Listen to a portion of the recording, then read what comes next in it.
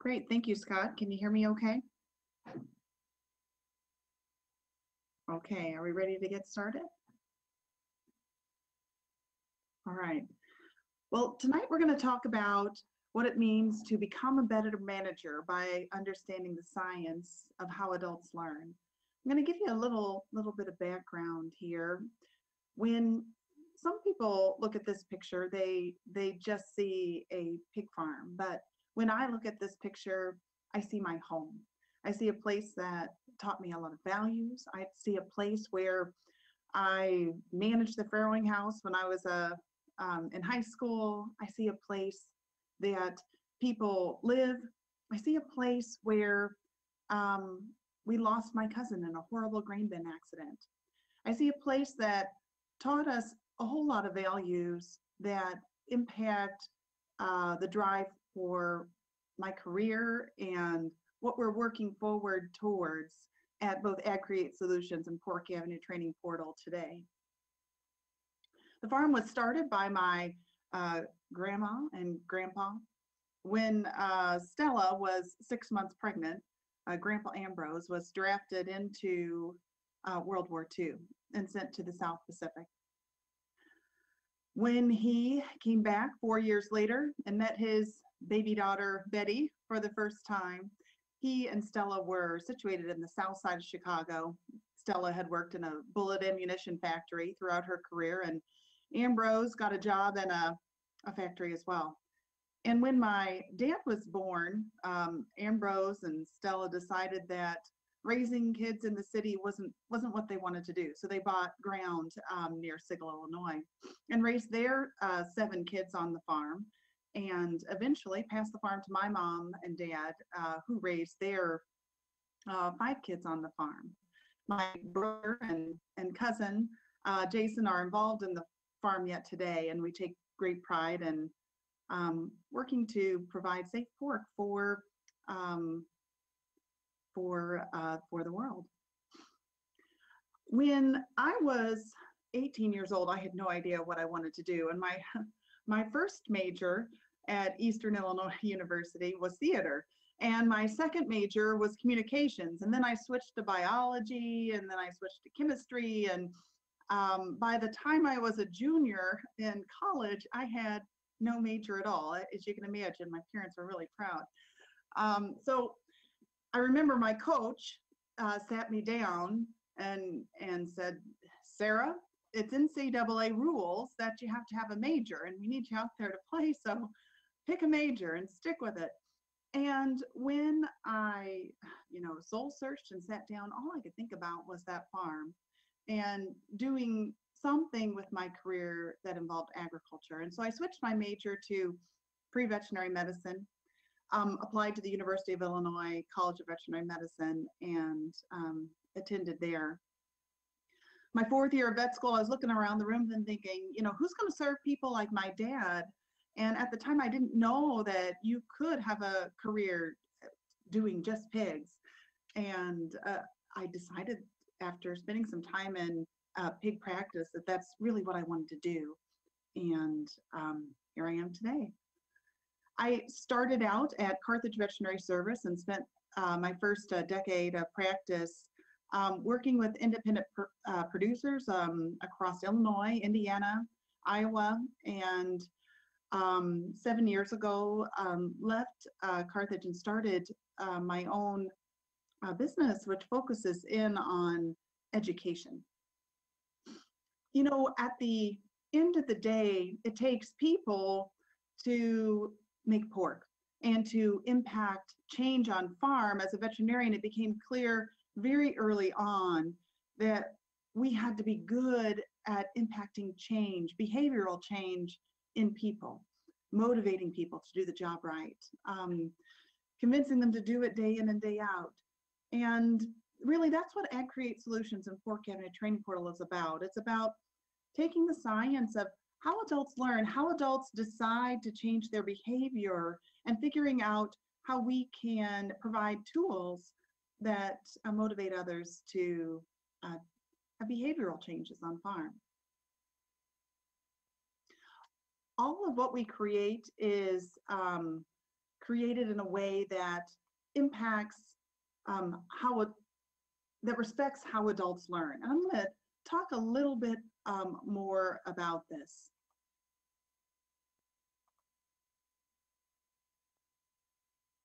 Scott, I'm going to switch my PowerPoint real quick, if you don't mind. I apologize. I opened up a previous version of this presentation and I want to switch over to the most recent. If you'll just give me one moment.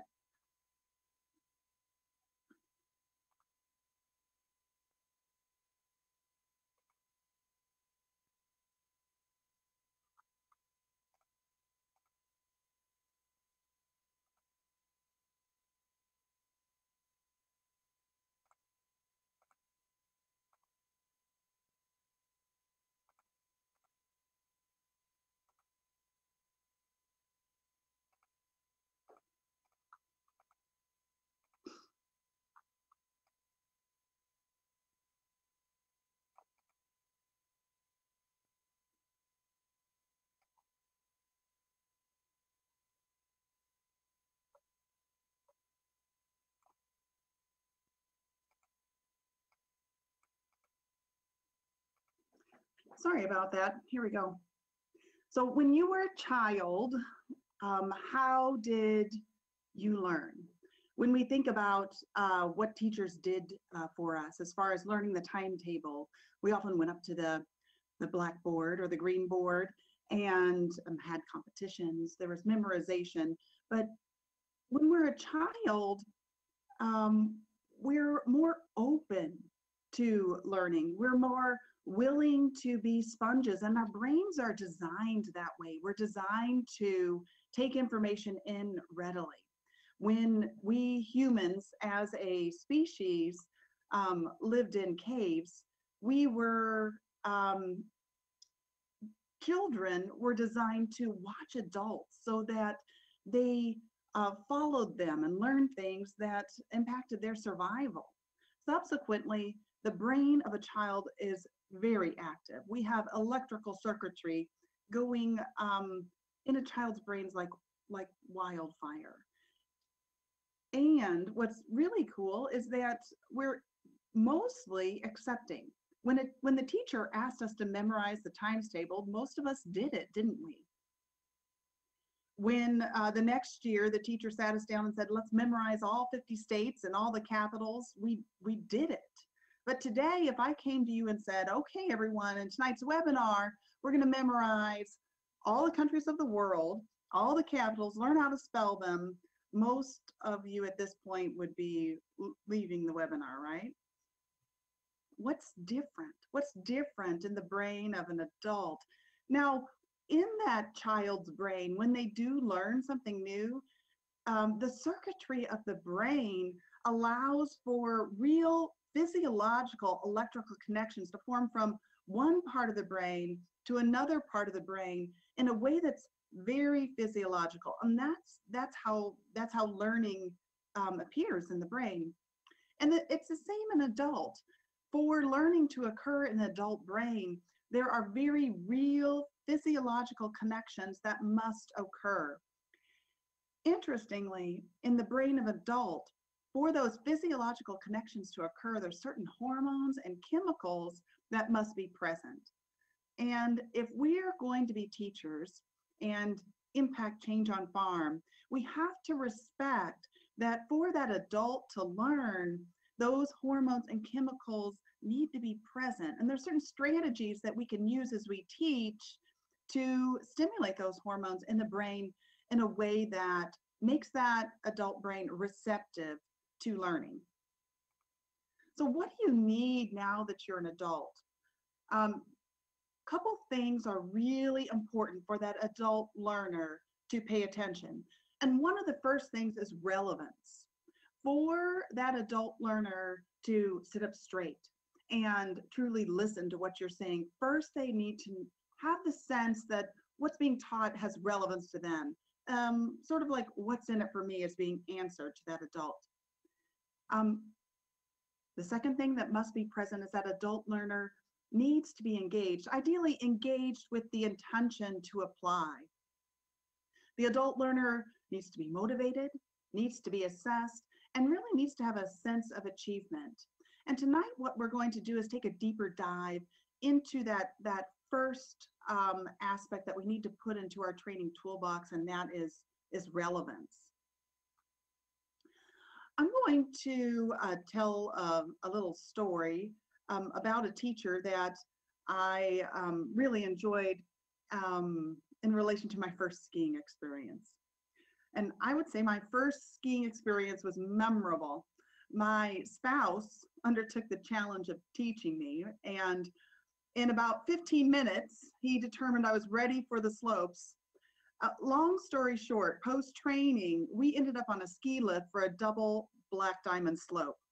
And my experience was awful. I barely made it down alive and swore off skiing. 5 years later, I was invited to ski at Pig Ski out in Denver, Colorado. And I was about to decline, but thought, you know, Sarah, if you're such a believer in training, why don't you practice what you preach and get some training? So I signed up for a class, and I arrived nervous and sweaty and worried, and my teacher approached and smiled, and she asked me a critical question. She said, Sarah, can you tell me about your past skiing experience? And I said, well, my husband tried to teach me how to ski. And she said, oh, you're in that group. And she pointed me over to a group of women whose spouses had rather unsuccessfully tried to teach them how to ski.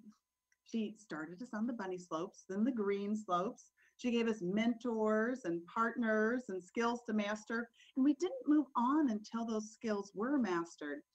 And it was a lovely experience. And after that, I thought, wow, I can learn from her and be a better teacher if I better understand her approach. So I asked her, I said, Tracy, you're an awesome teacher. What's your philosophy? And she said, well, Sarah, we're in the skiing business, and we want people to come back. And our stats show that 80% of first-time skiers never come back because of a bad experience, a poor teacher, or they're pushed beyond their level, or they have no training at all. And that's when it struck me that that's sometimes what we do in the pork industry, isn't it? We put in a new employee with little to no training. We throw them on a black diamond slope and expect them to know how to ski and expect them to come back or hope they're going to come back. And then we wonder why they don't. In the science of how adults learn, when it comes to relevance, one thing that is absolutely critical is that feelings matter. And for the hormones and chemicals to be present in the adult brain in a way that allows that new electrical connection to form, we first have to address how people feel. Because if that person has feelings of anger, anxiety, depression, embarrassment, if they're overly excited or they're fearful, frustrated, resentful, their brain physiologically is not in a good state for learning. So what hormone are we talking about in relation to getting that brain in a state where learning is important? Adrenaline. A little bit of adrenaline is good. A lot can be bad. So let's talk about that. One thing that's critical in relation to adrenaline is that the timing of adrenaline matters. For that adult learner, we need to hook them into listening very early on in the process, or that adult learner tunes out. They have too much to do. There's a lot of other responsibilities that's on their mind. And so first and foremost, if we're going to reach that barn worker and we're trying to create a learning situation for them, we have to hook them in and grab their attention within 8 to 30 seconds. So how do we stimulate that hormone of adrenaline within that time period? Let's talk about that. The other thing that's critical is that when adrenaline gets too high, we have a few things that naturally happen as a mammal. One of those things could be that we fight, we flee or run away, or we freeze and play dead. And so when we're working to stimulate adrenaline in the brain, one thing we want to be really uh, in tune with is, are we stimulating too much adrenaline in a way that makes learning also not able to happen? Because when our body is in a state where the adrenaline is that high, we're in a state of flee, fight, or freeze and play dead. And our brain at that point is down to a very reptilian level in that we're functioning off of our instinct instead of the part of our brain that is good for learning. Here is an illustration of that physiological electrical connection that we're working to create in the brain when adrenaline occurs. That connection is rooted in a part of the brain that is based on our personal experience. And so when that human hears a story that they can relate to, or how we're explaining something relates back to a memory, the base of that learning experience is rooted in that. And it has to stretch across the brain to another part of the brain and become rooted and connect in the middle. So how are we going to approach that adult learner in a way that stimulates adrenaline? So let's talk about some of the different approaches for how we teach on farm. And let's start by the written report or the email or the note that you might leave. I go into a lot of pork production systems and I see a lot of notes that are left on clipboards or protocols that are written out. And as a veterinarian, I wrote a lot of herd visit reports. But when we look in the science of how adults learn, how much does that adult learner retain of what they read? Only 10%. So as you can imagine, when we send that email or we leave that note, sometimes it can be misinterpreted, can't it? Especially the more cryptic notes that service people might be leaving on the farms. And if that cryptic note stimulates anger in that learner that they're trying to reach, or that person feels threatened, then it further turns that learner's brain off to taking in even that 10%. That 10% is at the level that is when that person reads that in an optimal environment. So let's try to get a little bit better and reach that person. So let's say after that herd visit report, I call that potential wean to market caregiver who's working in the barn and try to go through something. Let's say I ask them to run neomycin at 2 bags per stock solution, run it for 5 days and tell them the withdrawal. From that phone conversation, what does the average human retain from a phone conversation? 20%.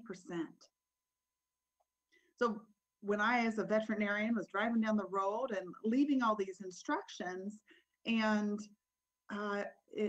sometimes they didn't get done in the way that I expected, and this is why.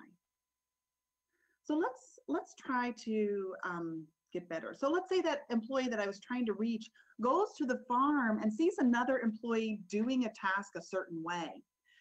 Is that employee going to do what I said or what I wrote? Absolutely not. They're going to do what they saw that other employee doing on farm. And so everything that I wrote, everything that I said was just trumped by that employee observing a peer doing something on the farm. So let's try another approach, because even what they saw that peer do the science shows they're only going to retain about 30% of that in an observational environment. So what if that new employee or experienced employee watches a movie or sees that task being done for the first time in a relatively safe environment? And I'm not talking about a documentary with voiceover, but rather a video or a commercial that captures their attention, draws them in, and captures their head and heart. When an employee goes through that, they retain about 50%, which is better than where we were. But if we want to get even better than that, after that employee sees that live demonstration or video demonstration, there's a couple things we need to do to get that percentage up even higher. So let's say that employee then sees a simulation or a demonstration that they get to see directly after that's live. They get up to 70% understanding. But if that employee takes that learning to the barn and does it step by step by themselves, they get up to 80%, which is great.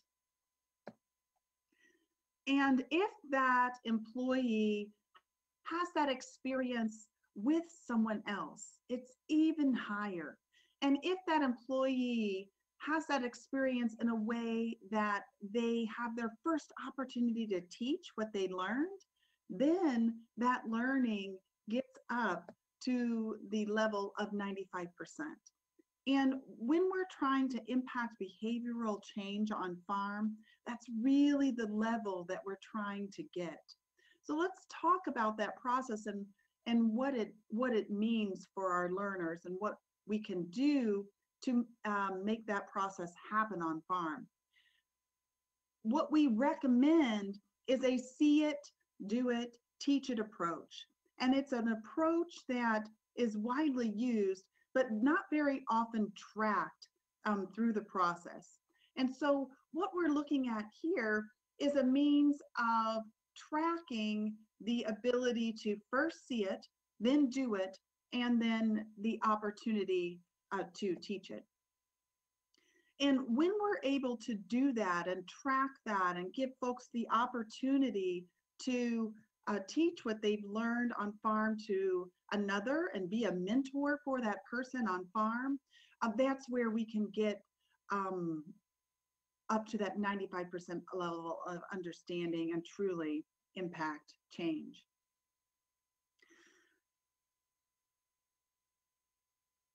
When we opened up Ag Create Solutions and started creating content for Pork Avenue, we worked to create content based on this philosophy. So every topic that we create on our online learning management software has three main components. Number one, it has a video followed by a simulation of the desired end skills. We don't ask true false, we don't ask multiple choice. Rather, the testing process allows the employee to do the task for the first time in a safe environment.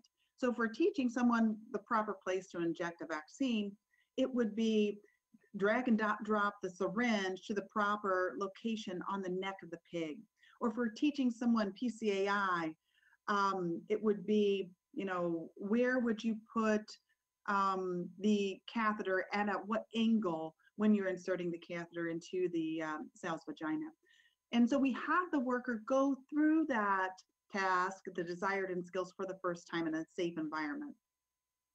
We also, all of that video is administered then on a computer or an iPad, and the person goes through that either in a group or one-on-one. We also create graphical standard operating procedures. One thing that we found with our learners on farm is that we need to make sure we're reaching both readers and non-readers alike. And so we create reference material in both English and Spanish in a pictorial fashion that allows us to have visual references that show the steps so that whether a person can read or not, they can have a reference with them in the barn. One thing that's really important is that in our program of training on farm, after the learner goes through a video and passes the simulation behind the scenes, the software notifies their manager that they are ready for their in-barn verification. The in-barn verification that we recommend is a skill checklist, a checklist of competencies that we want per topic, but it's also a means to track that that employee has the opportunity to do this task for the first time with someone. And ideally, if we've taught the service people well, it is their first opportunity to teach the skills back to someone who is educated on the task or a mentor on the task. And so one of the things that we do when we go into a large system and we're training service people and folks how to do the in-barn verifications well, we say, remember, this is that person's first opportunity to teach this task back to you.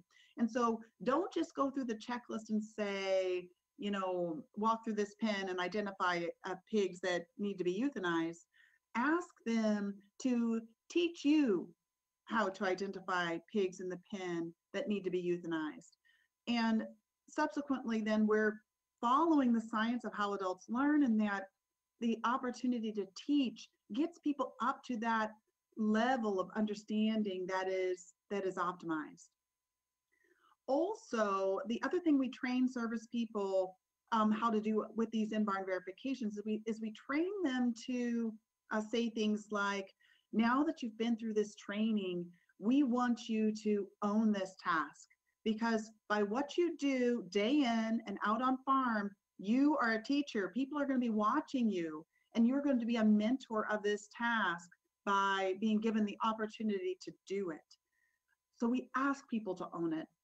We ask them to be accountable, and we have that employee sign off on the checklist, date it. We have the manager or mentor sign off on this checklist and date it. And the final thing we train that in-barn verifier to say is, we want you to be a mentor of this task.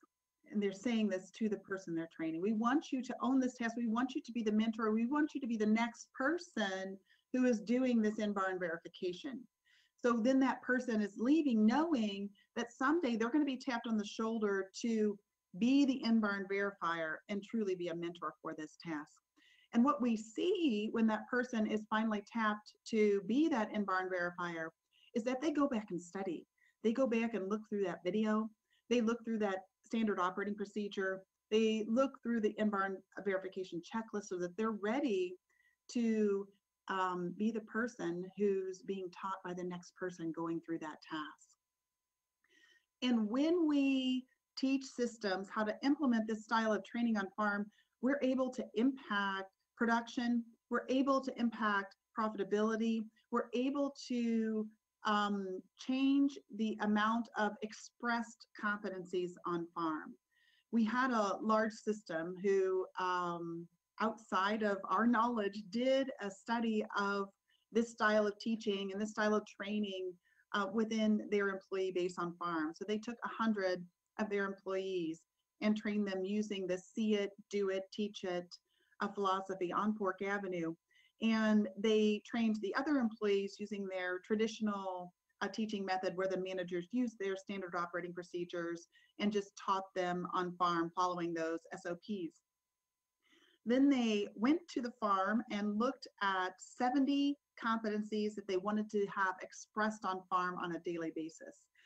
And of their employees that they observed, their traditional the employees that were taught using their traditional training program had a 59% expression of competencies, whereas the employees that were taught utilizing this method under the Pork Avenue program had an 89% expression of competencies, which was a 26% point improvement in what was actually being done on farm post-training. The other thing that the program does is it gives folks a sense of achievement. Here we're looking at a transcript within the program. And so it's showing Danielle Anderson's transcript. It shows the badges she has achieved for the safety lessons she has taken. She's taken so many safety lessons that she has gotten her certificate in safe pig handling, and that is also recorded to her transcript. The other thing the transcript is recording is, if you look at vaccination guidelines here, we see that she has completed the video and the simulation and passed with a score of 100%. However, she has not had that in-barn verification, and that is not marked as complete. And so if I'm the manager of the service person in charge of this farm, I'm going to say, gosh, great job sending these folks through the videos, but they're not going to bring that skill to life on farm unless you verify that they can do it, because it's one thing to get the information into their heads, but it's another to get it into their hands and alive and in action on farm. And we know that it takes that in-barn verification experience to be able to change behavior on farm. I already talked about this study that looked at the change and express competencies on farm. But one more key point is that safety has been a long-term focus of this company.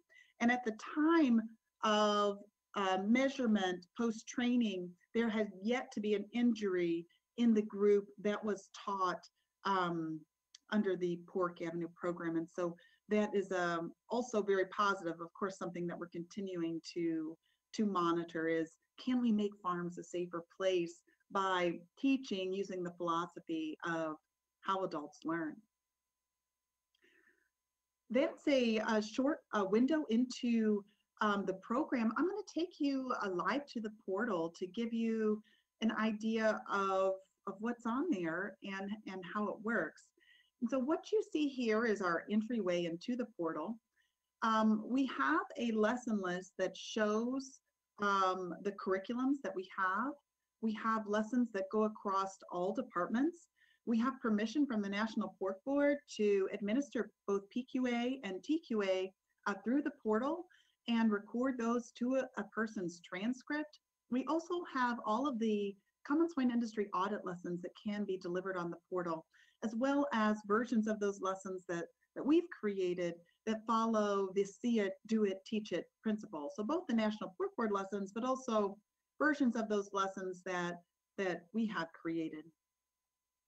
We have a full breeding and gestation curriculum, a full farrowing curriculum, and also a full wean to market curriculum that can be administered on the portal. And one thing that large systems will do is that they'll look at this lesson list and they'll often create their own curriculum. And so what I mean by that, they might pick 5 lessons that are their base herdsman level curriculum and say, to be a herdsperson level 1, then we need these 5 to 10 lessons that are completed and in-barn verified. They may then look at, what does a farrowing tech level 1 look like? What does a farrowing tech level number 2 look like? And some systems have even correlated that sense of achievement into their pay scale, so that a person's advancement through the system then is tied into their learning achievement on farm. So how it works is that every employee on a farm or in a system has a login and a password that takes them to a customized dashboard that welcomes them. If they are enrolled in a company's curriculum, the lessons that the curriculum that they are enrolled in will unlock as the learners pass different competencies, and they'll unlock automatically. If we look under my lesson list, we'll see our entire lesson list, and if I go in under farrowing, I'll see all the lessons that are possible under the farrowing lesson, and likewise under breeding. All lessons are available in English and Spanish, and can be administered through the portal one by one as well. The other thing that is an important part of the portal is the back end. So the leads, the human resource department, or the farm managers or the farm owners can have access to the part of the portal that allows them to see all their learners and the learner achievement over time. So here we see over 2,800 learners that I'm monitoring. And one thing that the portal does is it allows me to see how many people have been in and training and taking lessons on any given day of the week. So I very quickly can see, gosh, on Wednesday we had 54 folks in there and 66 last Thursday. Today we had over 60 people in, and goodness, we even had folks in on Saturday and Sunday learning and taking lessons. And believe it or not, I checked even on Christmas Day, and I had 3 people in taking lessons on Christmas, which, you know, God bless them, they were learning. It shows your top 5 learners and the amount that they have completed, and you see your most recent logins. Another dashboard level shows courses that and how they are being used in the system. So this shows for the learners that I'm in charge of, it's showing the top courses by completion. So one thing that some systems will do is that they'll say, okay, February is fire safety month for us. And we want all our learners to go through the fire safety lesson and be in-barn verified. We want them to have the experience of, you know, using that fire extinguisher and pulling the tab that allows it to be used. And if they have 100 learners that they need to drive through that lesson, at this part of the admin level, they can very quickly see that, gosh, we have 54 learners that have been through that lesson, and we need the other half to get through the rest of this month, so we need to make a push on that training. So very quickly they can look through and see if they have a biosecurity training initiative. They can quickly see how many of their learners have been through that part of the training. Also, from this point, they can drill down to a learner transcript and see what their accomplishments have been. And so right from this part of the portal, I can drill down to Danielle's transcript, which we saw in the PowerPoint, and I can pull open her last transcript showing her achievement over time and all the lessons that she's been assigned and completed, and also note whether or not she's been through those very important in-barn verifications. At this time, I think what we're going to do is show a part of one of the videos to about 3 minutes in. And the videos in by design are 5-10 minutes max in length.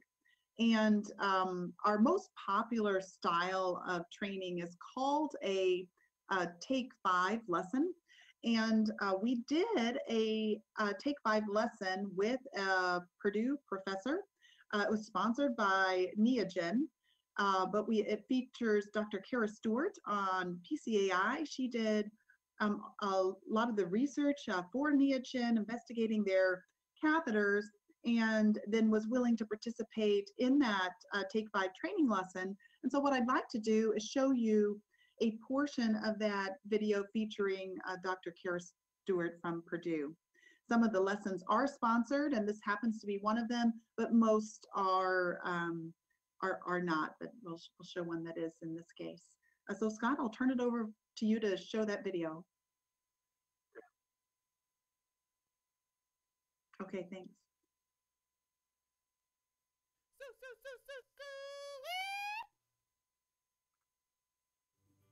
Hi, welcome to our Take 5 lesson on best PCAI practices. A big thanks to our Take 5 sponsor, Neogen.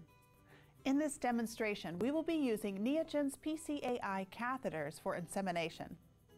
Today, we will be working with Dr. Kara Stewart, an expert in reproductive management of farm animals at Purdue University. She is a PCAI expert. Well, hello, Dr. Stewart. How are you? Hi, Dr. Sarah. I'm doing well. Glad I can help out today. Great. Dr. Stewart will help walk us through the process and give you tips for using Neogen's PCAI catheters. Are you ready to get started? I'm ready when you are. Let's start at the beginning. Dr. Stewart, what is PCAI anyway? So PCAI, or post-cervical artificial insemination, is a process where we breed sows by depositing semen into the uterus, which is closer to the area where the eggs are located compared to conventional AI. We use a special catheter that has an outer rod and that is similar to a conventional AI rod, and that it has a smaller diameter inner catheter that actually passes through the cervix and into the uterus of the sow. An advantage is that PCAI can be used to facilitate lower doses of semen per insemination and faster insemination times. This allows the best boars to inseminate more females, which saves money per insemination and has the possibility of saving labor time. That's right, Dr. Sarah. So during PCAI, the boar is not required during the insemination process. He's only going to be needed to heat check your sows. And then during the insemination, you can gently squeeze the semen through the bag, through the catheter to speed up the process. This difference is important for us to understand, isn't it? One of the biggest differences physiologically is that during traditional AI, you want the cervix of the sow contracted around the catheter, and for the sow's uterus to draw the semen through the catheter into her cervix. For this to occur, the sow needs stimulation from the boar, as well as continued stimulation from the AI technician. That's right, Dr. Sarah. So the boar will only be needed to do the heat checking. When we're actually doing the insemination, we will want the cervix to be very relaxed, which will occur about 15 minutes or more after the boar has finished heat checking. So the ideal time to do PCAI is between 15 and 40 minutes after heat checking. Great. Well, let's go through the steps. Step 1, prepare equipment. We're going to be using Neogen's catheters today, which are color labeled so you know which type that you're going to pick up. So the pink Neogen catheters are used for sows, and the green Neogen catheters are used for gilts. So you'll need to determine which animals you're on your way in to breed. You're also going to need to get some clean, dry paper towels, as well as some non-spermicidal gloves. If your farm uses lubricant, you will need to get that prepared as well. Here on Purdue's farm, we do not use lubricant, but if you do, just apply that according to your standard operating procedures. Of note is that when performing PCAI in the gilts, the protocol is the same as in sows, with a few exceptions. First, since the cervix and the uterus of the gilt is much smaller than that of a post-wean sow, passing of the inner AI rod can be challenging. Companies are producing catheters specifically designed for gilts that accommodate their smaller reproductive tract. If you are breeding gilts, be sure to gather the right rods at this phase.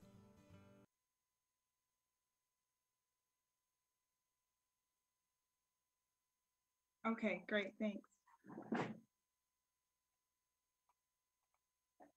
Correct. In which direction should you turn the PCAI catheter to ensure it is locked to the cervix? Correct. Gently turn the catheter All right. counterclockwise to ensure it is locked into the cervix. Scott, is it back on my side now? Okay, so what we're doing right now is, since we've watched the video, part of it anyway, and learned a bit, after that, the learner then is exposed to a simulation of the desired end skills. We do read the question to the learner, and then the learner does have to, make decisions based upon what we want them to be able to do. So in this case, we want them for sure to be able to identify when a sow or gilt is in heat, and once we make that choice, we get immediate feedback. And as we go through this, it's also keeping track of everything that we do, everything we get right, everything that we get wrong, and it will be reported to our transcript. During which step should the So board be present? When here you're we are. We know that during heat checking, we need the board present, but during PCAI, we do not want the board present. So we get to drag and drop that board to the right location. drag and drop the correct color of catheter. So I'm very quickly taking this quiz just to show you what the results are going to be as we get through. It's time to start PCAI. Incorrect. Congratulations, you've passed. You want And so what the system has done behind the scenes is it has recorded everything I got right, everything I got wrong, and behind the scenes, my supervisor was just notified that I'm ready to do my in-barn verification. And at the same time, they can see where my knowledge may have been that I didn't pick up as well as others from the video, the desired and skills that I maybe needed a little bit of extra practice on. With that, I will open it up to any questions that might be out there behind the science of how adults learn and how we've applied that to producing pork today.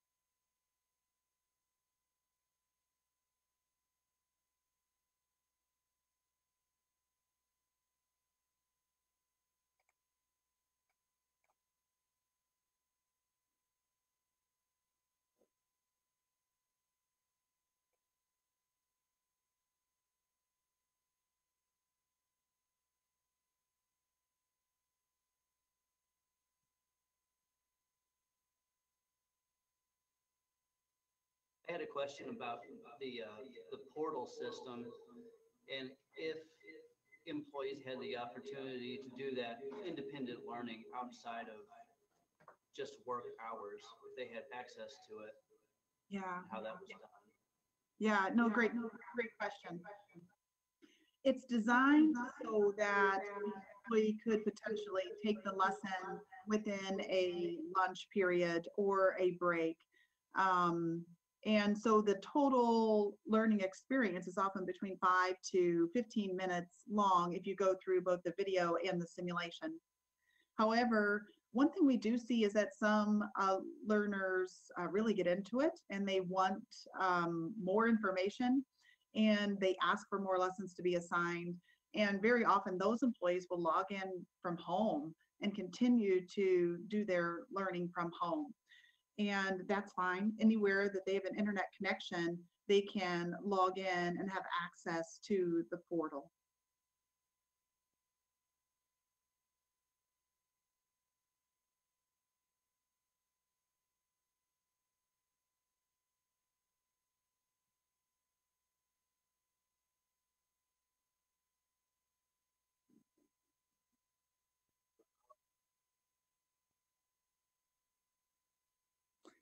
Yeah, no, thank you for the opportunity, and want to wish you all well. Have good luck in your studies.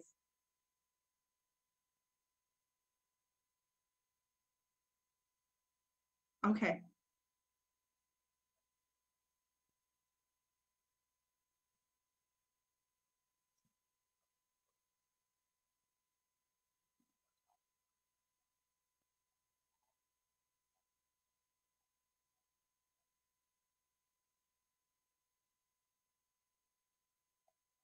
Okay, sounds good.